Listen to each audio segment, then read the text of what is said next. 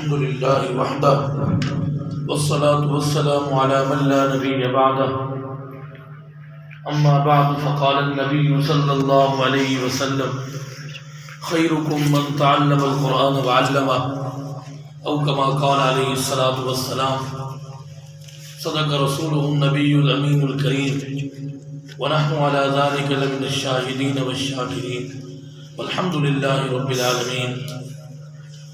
مدرسہ عربیہ شمس القرآن کے زیر اہتمام ہر جمعرات کو یہ پروگرام بزم مفتی محمود رحمۃ اللہ علیہ کے نام سے آپ سجاتے ہیں، اور اس میں آپ تمام طلباء محنت کر رہے ہیں کہ آپ کی تلاوت بھی اچھی ہو اور آپ کا جو ہے طرز ترنم بھی اچھا ہو اور آپ کی نعتیں بھی اچھی پڑھی جائیں اور آپ کی خطابت بھی اچھی بن جائے، تو اللہ تعالیٰ اپنی بارگاہ میں آپ سب کی محنت کو قبول فرمائیں۔ جناب رسول اللہ صلی اللہ علیہ وسلم نے ارشاد فرمایا، تم میں سے بہترین شخص وہ ہے جو قرآن مجید سیکھے اور سکھائے۔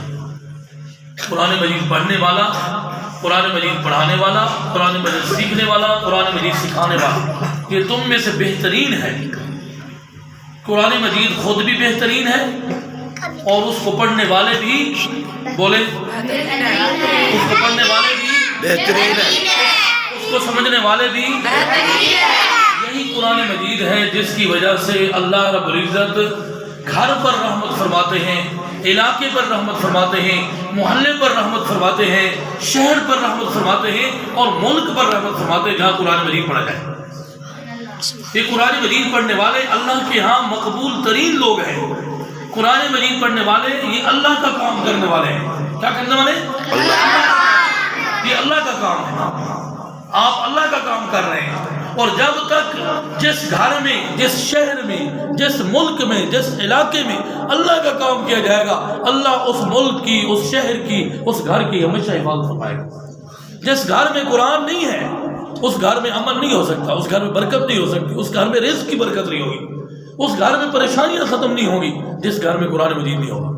جس گھر میں قرآن مجید ہوگا وہاں رحمت ہوگی، برکت ہوگی، اللہ کی رضا ہوگی، رزق میں برکت ہوگی، گھر والوں میں امن و سکون ہوگا۔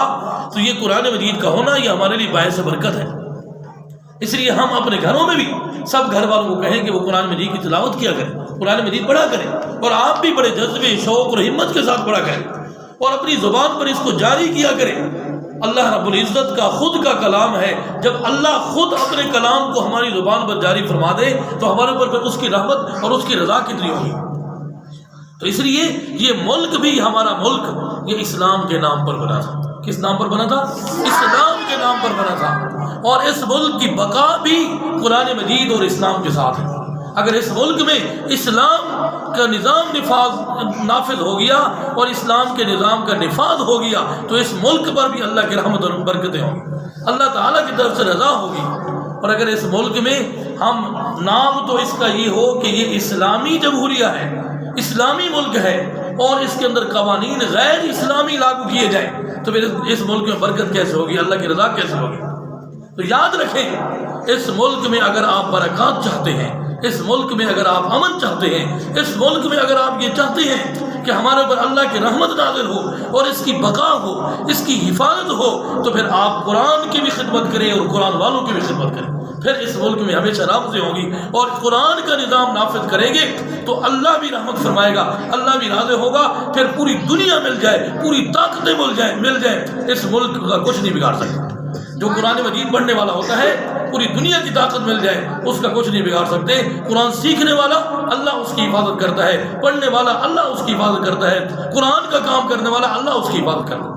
اللہ تعالیٰ مجھے بھی اور آپ کو بھی سچی قرآن مجید کی محبت نصیب فرمائے، ہمیشہ تلاوت کرنے کی اور اس پر عمل کرنے کی اور اس کے ساتھ محبت کرنے کی توفیق نصیب فرمائے۔ ہمیشہ ہم قرآن کی خدمت کرتے رہیں، اللہ ہماری خدمت کو اپنی بارگاہ مقدس میں قبول فرمائے۔